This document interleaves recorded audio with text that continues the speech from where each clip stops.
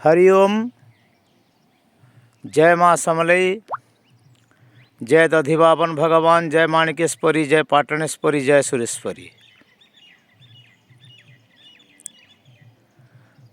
एटा जय समलेश्वरी। एटा पश्चिम ओडिशार केवल प्रवाचक मानक पई नुह, वक्ता विभिन्न नाम संकीर्तन यज्ञ, भजन कीर्तन, सतसंग, धार्मिक अनुष्ठान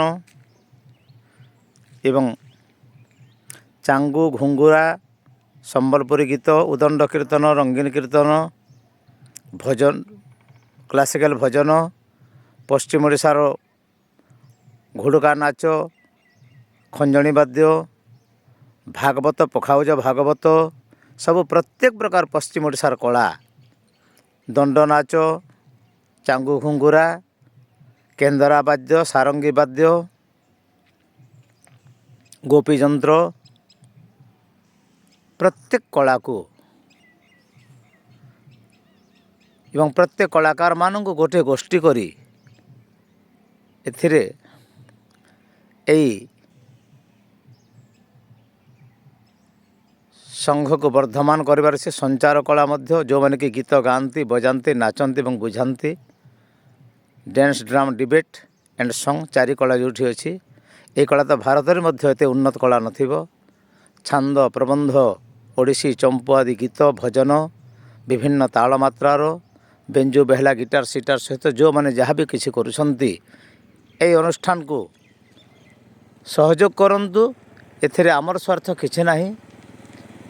मु जड़े प्राचीन कलाकार, वर्षियान व्यक्ति, आउ ए चैनलटा मु खोलिनी, जड़े विशिष्ट प्रवाचक अभिमन्यु साहू खोली।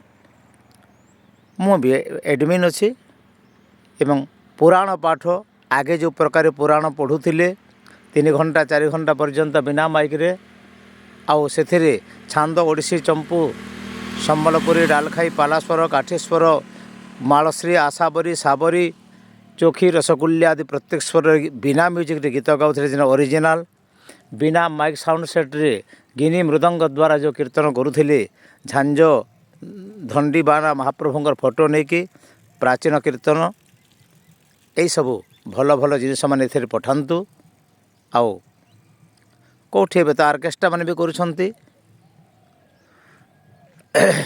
टिके विशृंखलित जिनिस न देबे, श्रृंखला भितर जो कला अच्छी ताकू परिप्रकाश करंतु।